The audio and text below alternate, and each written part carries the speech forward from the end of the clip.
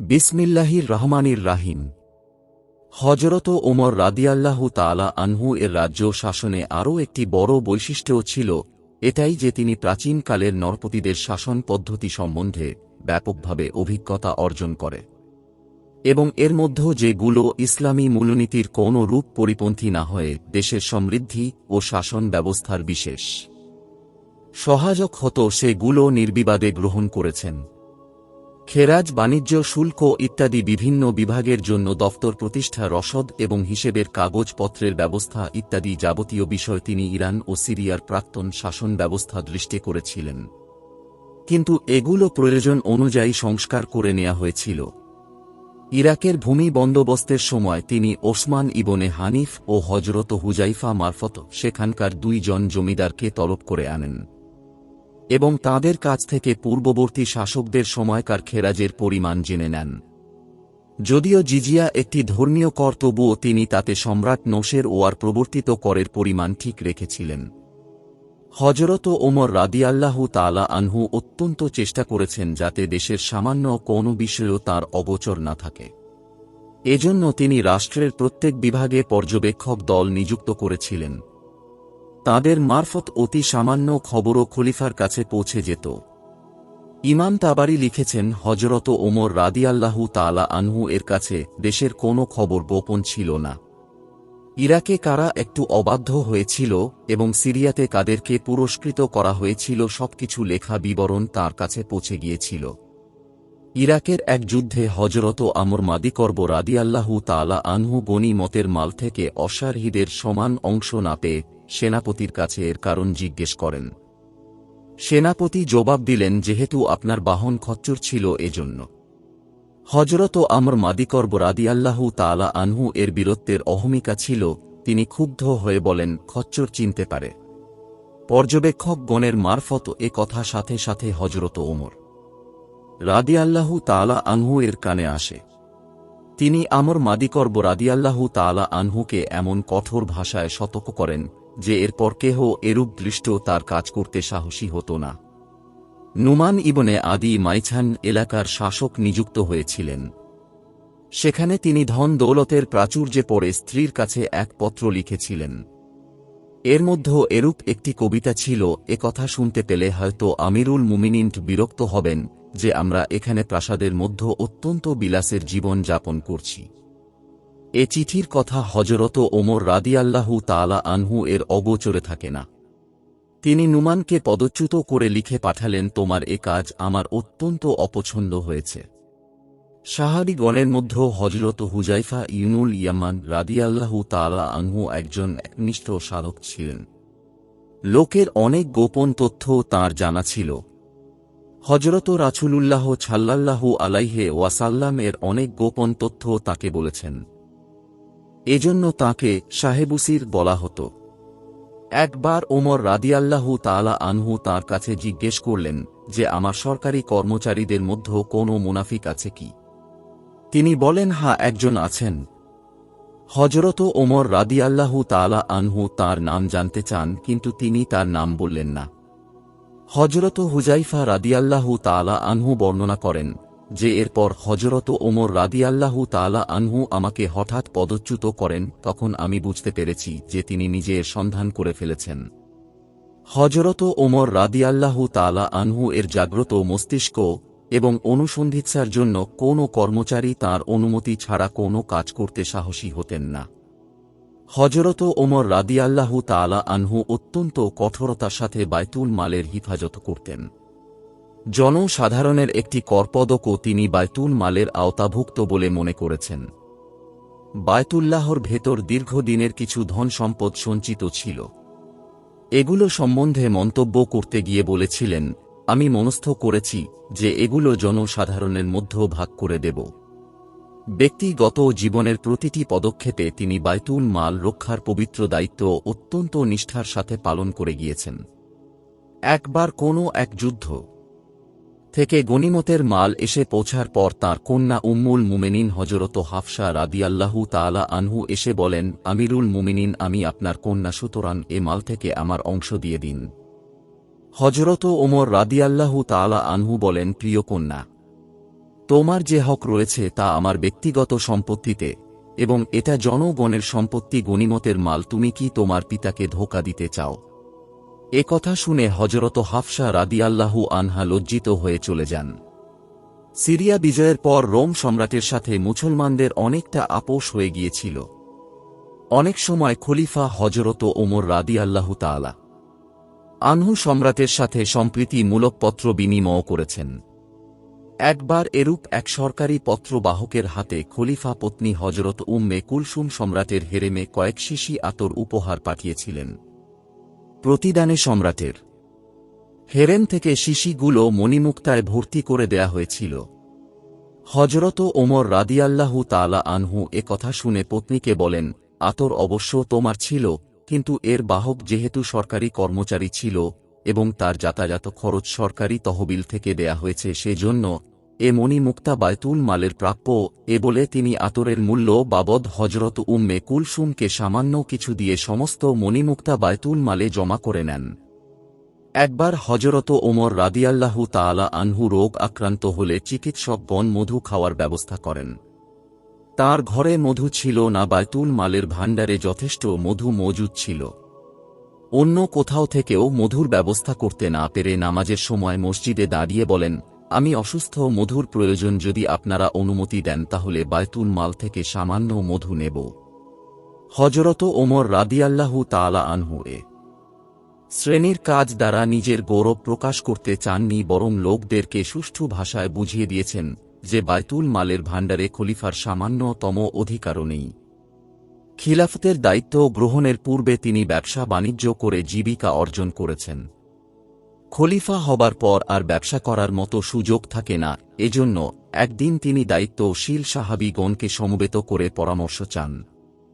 ভরণ পোষণের জন্য তিনি বায়তুল মাল থেকে কি পরিমাণ অর্থ গ্রহণ করতে পারেন। সাহাবীগণ বিভিন্ন প্রকার মত প্রকাশ করেন। সভার এক কোণে হযরত আলী রাদিয়াল্লাহু তাআলা আনহু চুপ করে বসেছিলেন। হযরত ওমর রাদিয়াল্লাহু তাআলা আনহু বিশেষভাবে তাঁর মত চাওয়া হলে তিনি বলেন, অতি সাধারণভাবে পরিবারের ভরণ পোষণ চলতে পারে, শুধু এ পরিমাণ অর্থ গ্রহণ করতে পারেন। এরপর থেকে তাঁর নিজের ও পরিবারের ভরণ পোষণ বায়তুল মাল থেকে দেয়া হতো। তাছাড়া বদর যুদ্ধ বিজয়ী বীরগণের জন্য যখন বায়তুল মাল থেকে ভাতা দেয়ার ব্যবস্থা করা হয়, তখন তিনিও অন্যান্য যোদ্ধাগণের ন্যায় বার্ষিক ৫,০০০ দিরহাম বৃত্তি পেয়েছিলেন। কোটি কোটি টাকা আয়ের খিলাফতের প্রধান কর্মকর্তা হওয়ার পরও এ ছিল হযরত ওমর রাদিয়াল্লাহু আনহু এর আয়। জীবনে কখনো কখনো যে তিনি ছেঁড়া জামা, তালি দেয়া লুঙ্গি পরিধান করেছেন এবং মাটির শয্যায় ইটের উপাধানে শুয়ে থেকেছেন। মাসের পর মাস আটার রুটিও খেতে পারতেন না, তাতে তাঁর কোন প্রকার আক্ষেপ ছিল না, বরং এর চেয়ে বেশি কিছু তিনি সাধারণ তহবিল থেকে গ্রহণ করতে পারতেন না। হযরত ওমর রাদিয়াল্লাহু তাআলা আনহু এত বিরাট রাজ্য পরিচালনা করেছেন যা একটি মানুষের জন্য কখনো সম্ভবপর ছিল না। রাত দিন তাঁর সামনে হাজার হাজার কাজের ভিড় লেগে রয়েছে। রাজধানী থেকে দূর দূরান্তের মুসলমান মুজাহিদগণ যে যুদ্ধের ময়দানে বিস্তৃত হয়ে পড়েছিলেন, তাদেরও প্রত্যেকটি পদক্ষেপ হযরত ওমর রাদিয়াল্লাহু তাআলা আনহু এর নির্দেশ অনুযায়ী হতো। রাজ্য শাসনের এরূপ বিরাট দায়িত্ব ছাড়াও ইলমে ফিক সংকলন, জনসাধারণের ফতোয়া দেয়া থেকে আরম্ভ করে ব্যক্তিগত জীবনের যে কত কাজ তাকে করতে হতো তার ধারণা নেই। কিন্তু আশ্চর্যের বিষয় এটা যে এত কিছুর পরও তাঁর প্রত্যেকটি কাজ যথাসময় সম্পাদিত হতো। শত বাধা বিপত্তি থাকলেও কোনো কাজ কোনো দিন পড়ে থাকতে পারত না। সমস্ত ইরানের সম্মিলিত অস্ত্র সজ্জা ও নেহাওয়ানদের ভীষণ যুদ্ধের সময় কুফার শাসক হযরত সাদ ইবনে আবি ওয়াক্কাস রাদিয়াল্লাহু তাআলা আনহু এর বিরুদ্ধে অভিযোগ আসে। অভিযোগ শুনে হযরত ওমর রাদিয়াল্লাহু তাআলা আনহু বলেন, সময়টি যদিও অত্যন্ত বিপদসংকুল, তবুও এ ব্যাপারে তদন্ত মুলতবি থাকতে পারে না। সুতরাং একদিকে বিশেষ জাঁকজমকের সাথে কুফা থেকে সৈন্যবাহিনী প্রস্তুত হতে থাকে, আর অন্যদিকে অত্যন্ত সূক্ষ্মাণুসূক্ষ্ম রূপে হযরত সাদের তদন্ত হতে থাকে। জজিরাবাসীরা রোম সম্রাটের সাথে মিলিত হয়ে সিরিয়া দেশ আক্রমণ করার প্রস্তুতি শুরু করে। খবর পেয়ে হযরত ওমর রাদিয়াল্লাহু তাআলা আনহু এর বিভিন্ন স্থান থেকে সেখানে এত ক্ষিপ্রতার সাথে সৈন্য পাঠিয়ে দেন যে বিদ্রোহীরা রোমীয়দের সাথে মিলিত হবার সময় পর্যন্ত হল না। জিয়াদ ইবনে হুদায়ের ইরাকের বাণিজ্য কর আদায়ের কাজ করেছেন। তিনি এক খ্রিস্টান ঘোড়ার ব্যবসায়ীর কাছ থেকে একবার কর আদায় করেন এবং দেশে ফেরার পথে আবার শুল্ক দাবি করেন। খ্রিস্টানটি দ্বিতীয়বার কর না দিয়ে সুজা হজরত ওমর রাদিয়াল্লাহু তাআলা আনহু এর কাছে এসে অভিযোগ করে। হজরত ওমর রাদিয়াল্লাহু তাআলা আনহু এর সবকিছু শুনে শুধু এতটুকু বলেন যে তুমি যেতে পারো, এর ব্যবস্থা করা হবে। লোকটি অত্যন্ত দুঃখিত হয়ে ফিরে যাচ্ছিল এবং সিদ্ধান্ত করে নিয়েছিল যে দ্বিতীয়বার কর দিয়ে সে চলে যাবে। কিন্তু কর অফিসে এসে দেখে তার পূর্বে সেখানে খলিফার ফরমান পৌঁছে গিয়েছে যে এক জিনিসের ওপর দুবার করে কর ধরা যাবে না। অনুরূপ আর একজন খ্রিস্টানের মাল আটকা পড়ে সেও খলিফার কাছে উপস্থিত হয়। হজরত ওমর রাদিয়াল্লাহু তাআলা আনহু তখন কাবার মসজিদে খুতবা পাঠ করছিলেন। লোকটি সে অবস্থাতে এসে তাঁর কাছে অভিযোগ পেশ করে। তিনিও বলেন কিছুতে নয়, এক পণ্যর ওপর দুবার করে কর বসতে পারে না।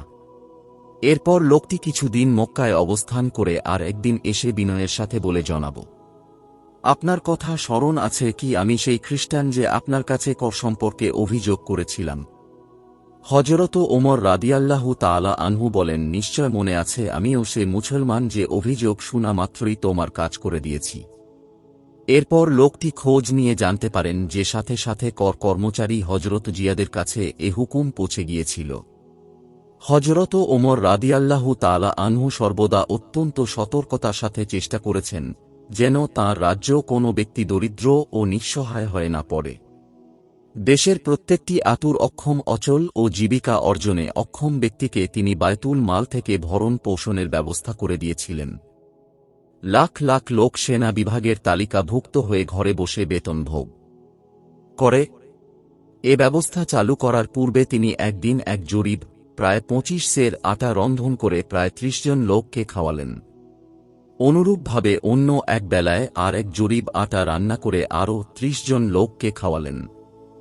দুইবারই 30 জন লোক অত্যন্ত তৃপ্ত হওয়াতে তিনি সিদ্ধান্ত করেন যে একজন লোকের জন্য প্রতি মাসে 2 জরিব আটাই যথেষ্ট এবং তদ অনুযায়ী প্রত্যেকের জন্য বায়তুল মাল থেকে মাসিক 2 জরিব পরিমাণ আটা দেয়ার ব্যবস্থা করেন। এরপর তিনি মসজিদের মিম্বরে দাঁড়িয়ে তাঁর এ সিদ্ধান্তের কথা ঘোষণা করেন। এটা শুনে এক ব্যক্তি ওঠে জিজ্ঞেস করেন, গোলামের জন্য কিসে পরিমাণ খাদ্য ধার্য করেন? হজরত ওমর রাদিয়াল্লাহু তাআলা আনহু দৃঢ় স্বরের সাথে বলেন, নিশ্চয় গোলামের জন্য একই ব্যবস্থা।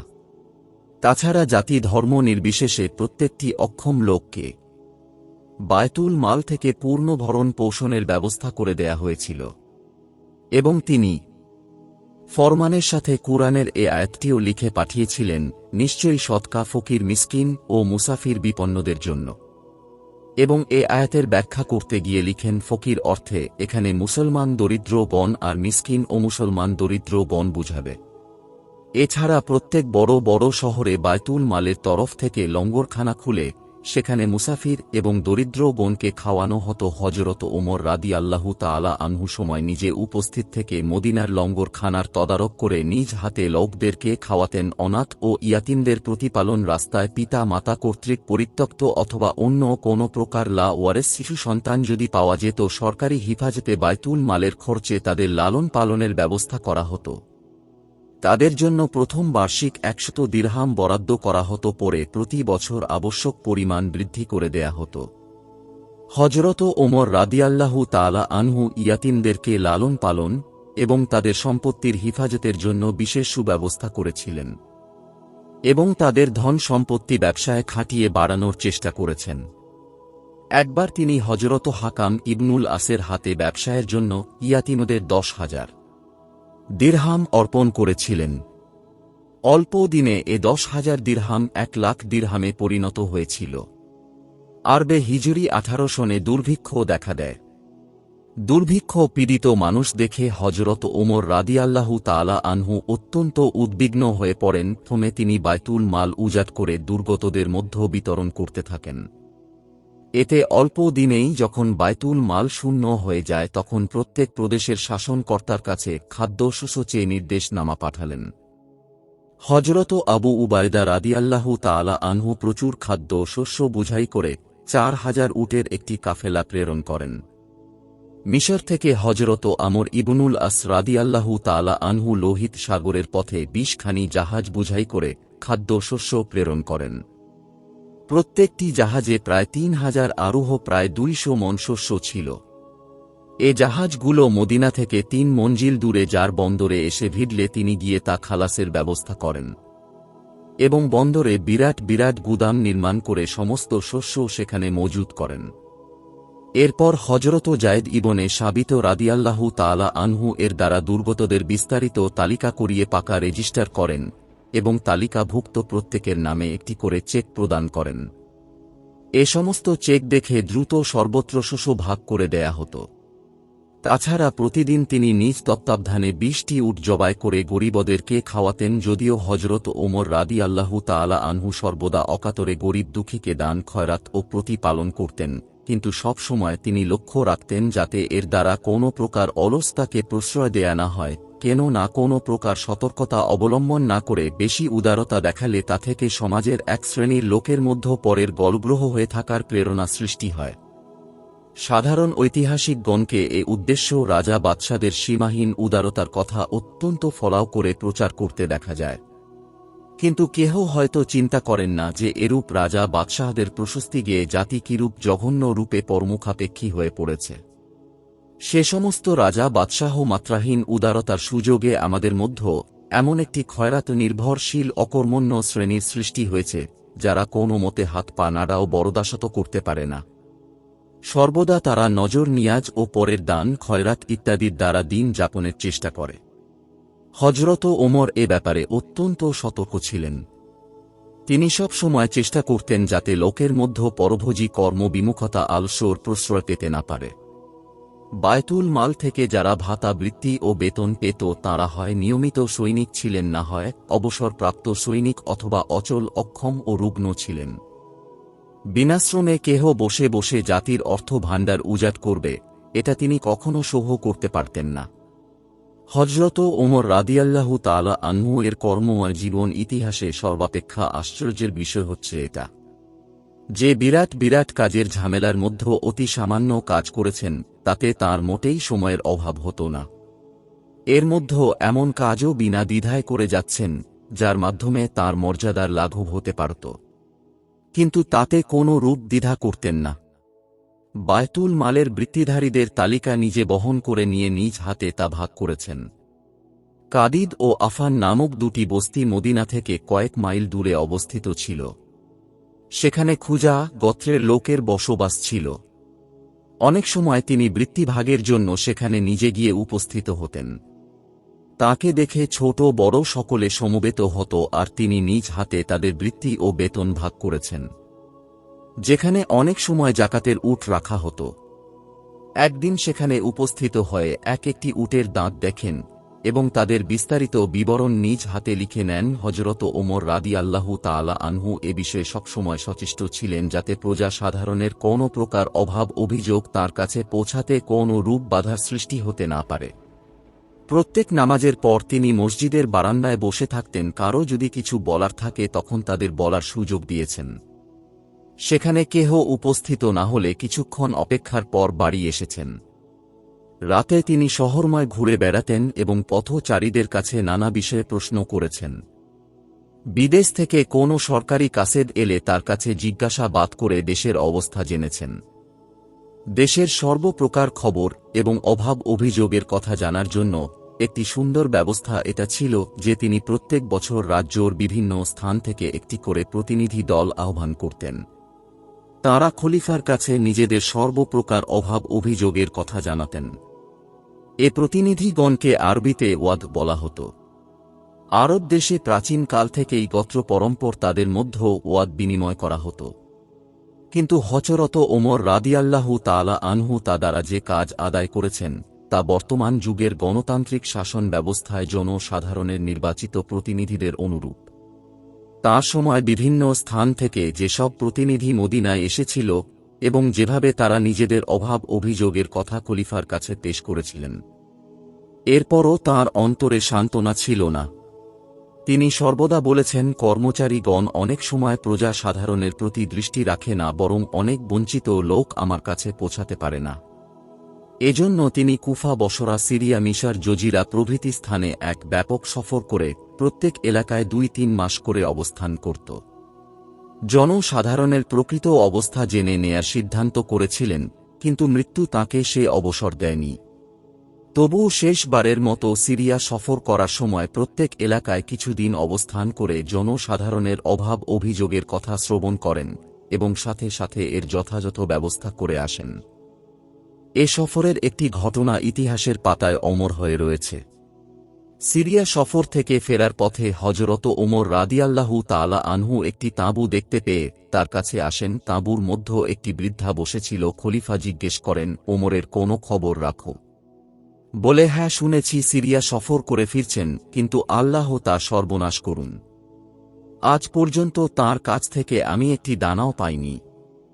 হযরত ওমর রাদিয়াল্লাহু তাআলা আনহু বলেন, দেখুন, এত দূরের খবর তিনি কি করে জানতে পারবেন? এ কথা বলার পর তাঁর অন্তর বেদনায় ভরে ওঠে। তিনি কাঁদতে শুরু করেন। খলিফা হযরত ওমর রাদিয়াল্লাহু তাআলা আনহু জনসেবাকে সর্বাপেক্ষা মহান লক্ষ্য হিসেবে গ্রহণ করে নিয়েছিলেন। একবার একটি কাফেলা এসে মদিনা শহরের বাইরে তাঁবু ফেলে। খবর পেয়ে হযরত ওমর রাদিয়াল্লাহু তাআলা আনহু ছদ্মবেশে তাদের খোঁজ খবরের জন্য চলে আসেন। অনেকক্ষণ পায়চারি করার পর হঠাৎ একটি কান্নার শব্দ শুনেন। কাছে গিয়ে দেখেন একটি দুগ্ধপোষ্য শিশু মায়ের কোলে কাঁদছে। শিশুটিকে শান্ত করার জন্য তাকিদ করে তিনি অন্য দিকে চলে যান। ফেরার সময় আবার শিশুটিকে কাঁদতে দেখে অত্যন্ত রাগান্বিত হয়ে বলেন, অত্যন্ত নিষ্ঠুর মাতা। শিশুটির মা বলে, দেখো, আসল ব্যাপার না জেনে অনর্থক আমাকে দোষারোপ করছ। আসল ব্যাপার হচ্ছে এটা খলিফা নিয়ম করেছেন যে শিশু দুধ না ছাড়া পর্যন্ত বায়তুল মাল থেকে তার ভাতা দেয়া হবে না। এজন্য আমি নানা উপায়ে এ শিশুর দুধ ছাড়াতে চেষ্টা করছি, তাই শিশু কাঁদছে। একটা শুনে হযরত ওমর রাদিয়াল্লাহু তাআলা আনহু অত্যন্ত ব্যথিত হয়ে বলেন, হায় ওমর, না জানি কত শিশুকে এভাবে তুমি তিলে তিলে খুন করেছ।